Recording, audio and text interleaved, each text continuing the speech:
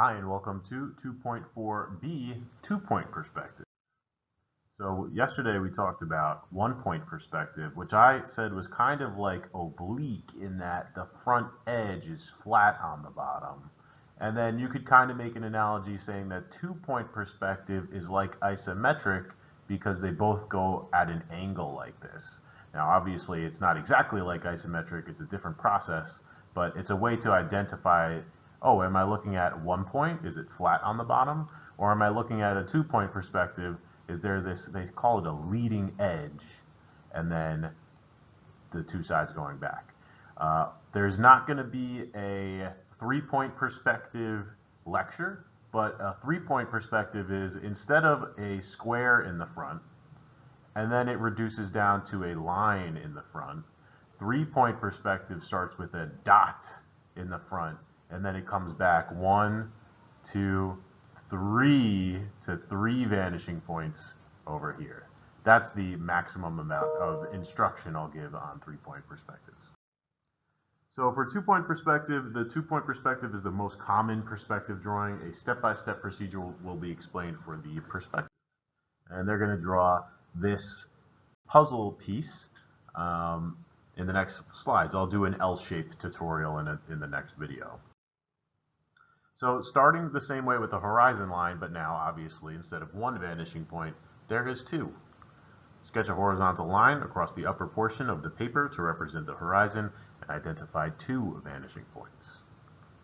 The vanishing point can be placed toward the end of the horizon line. You don't want the 2 points to be in the middle. You want them at the end. Sketch a vertical construction line. That's that leading edge that I mentioned before to represent the front edge of the object shown here. So you're just going to draw a line. Okay, that's going to be the front corner of our glass box. And just like in the one-point perspective, we started by drawing an infinitely long rectangular prism going towards the vanishing point. Now we're going to make an infinitely long and wide rectangular prism going to the two vanishing points. The construction line can be drawn below, above, or through the horizon line. Typically, I'll put it below the horizon line. Locate 2 points on the construction line to represent the top and bottom corners of the box within which the object will be sketched. So you can count up your grid lines and say, okay, I want to make, this is 2 cubes tall. You could count up how many grid lines you want to make it, and you could use your scale on this front edge. But then after that, it's all going to be kind of eyeballing the other depths.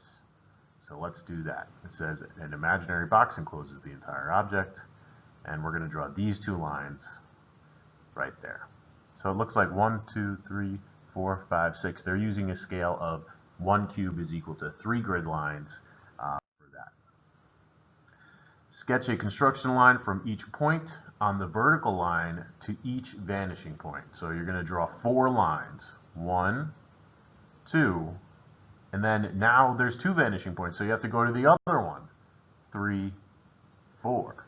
And now, I don't know if you could visualize this, but picture like this being a really big rectangular prism on just like the ground. Can you see it? Maybe? Or does it just like a crazy V? Well, we'll see. Let's make this a smaller box by drawing the depth. Sketch points and vertical construction lines to represent the overall width and depth of the object. And just like in one-point perspective, now you kind of have to eyeball it. You can't count the grid lines anymore. You just have to say, okay, it's going 2 cubes deep to the left. Can you see it's 2 cubes deep? And then it's 3 cubes deep to the right. So on the right side of things, you're going to make it a little bit wider than on the left side of things. You'll need to estimate the location of these to make the box proportional. So this is, see how wide that is over there? That's going to represent 3 cubes. And then this is going to represent 2. So that's kind of like you have to really think about it, and you might have some trial and error to make sure it looks good. But once you draw those lines, then you're going to draw the line back to the vanishing point like we did before. It says sketch construction lines to represent the top back edges of the box. You just take your point and you draw back to the vanishing point. And then you take your other point and you draw back to that vanishing point, and all of a sudden, boom, there's our beautiful glass box right there for us. Now that we have our glass box, we can draw where the object touches the box. And a pro tip is to use that leading edge, because that's the only line that's drawn to scale. So if you could put a construction point on that line somewhere, you'll know exactly where to put that point, and that'll be a good place to start.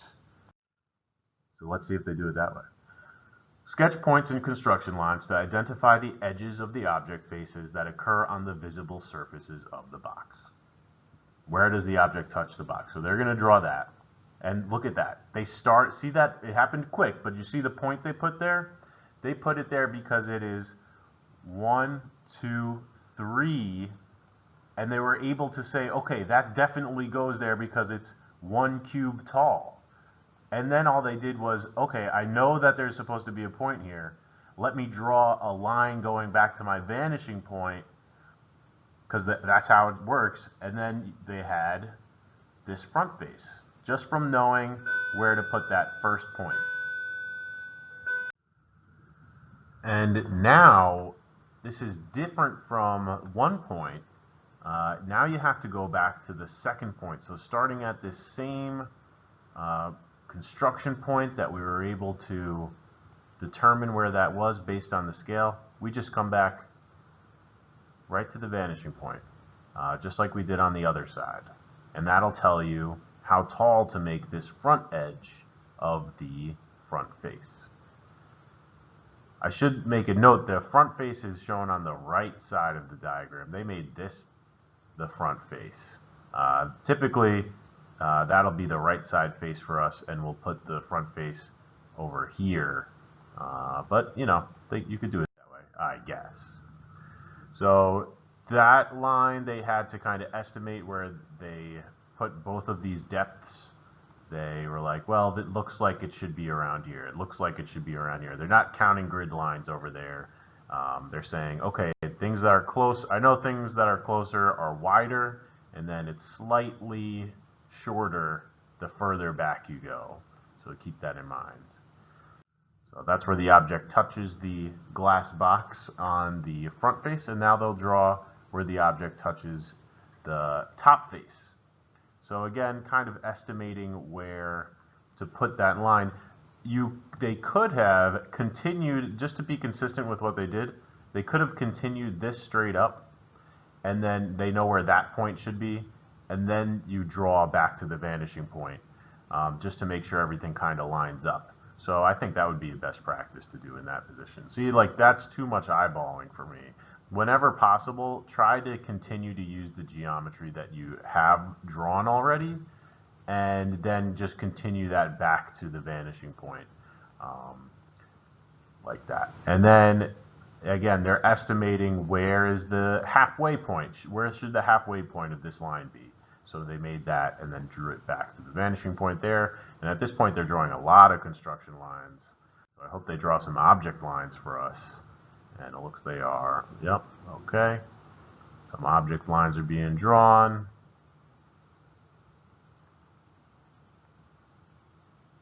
Very nice. Now you could draw what's inside the glass box. So they're just they're dropping some line. I say they're just dropping the line straight down. In 2-point perspective, if you have something that's going down or up, just use your ruler and draw a straight line up and down. You don't have to worry about the vanishing point. So it's actually a good place to start because, like I said, you don't worry about the vanishing point. Just choose a corner, draw it straight down, and that'll help build the rest of the geometry. So now they're taking this corner, they're coming back from here, and they're drawing a construction line, and that'll tell you where the back edge is supposed to be. It's supposed to be boom, boom. And now you have what's inside the box. Again, continuing from corners and drawing back to the vanishing points. Right there. And then that's the bottom corner.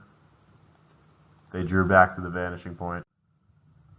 Then it says trace over construction lines to delineate the remaining object lines. So at this point they're saying, oh, I have enough to draw my shape.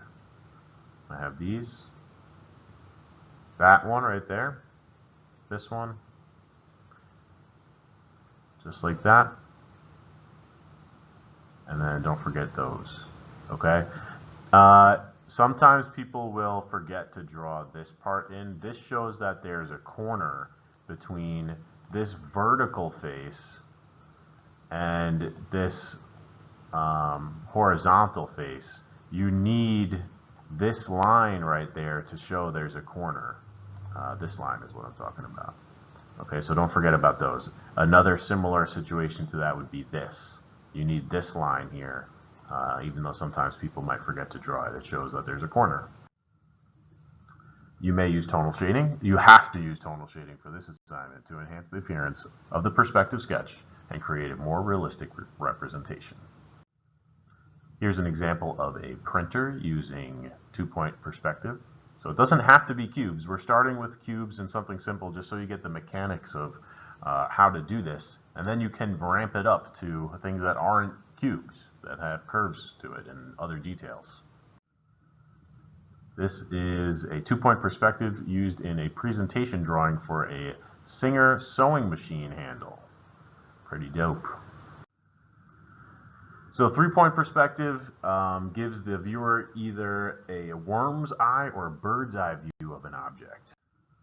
And this is an example of 3-point perspective. If you want to try, you can try to do 3-point perspective, but I'm not going to do it in this class. You can try, but I won't make you. Just so you know how to describe or like pick out the difference between isometric and 2-point perspective, especially. See if you can figure out. Take a close look at these two images. They're the same object. One of them is represented in isometric and one of them is represented in perspective. Can you figure out which one is the isometric one and which one is perspective? Pause the video and think about it. Okay, I'm going to show you. That's the answer. How do we know? The lines. See how for isometric they stay parallel to each other? That is not a realistic representation of what that would look like in real life. The perspective is attempting to show what that would look like if we were looking at the object. Even those lines.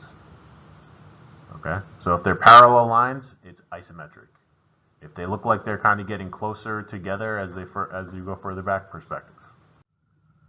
So you knew where this was going. You got to do 2-point perspective for all 5 tetra shapes. Make sure you're following the same rules. Choose the correct front view for each shape.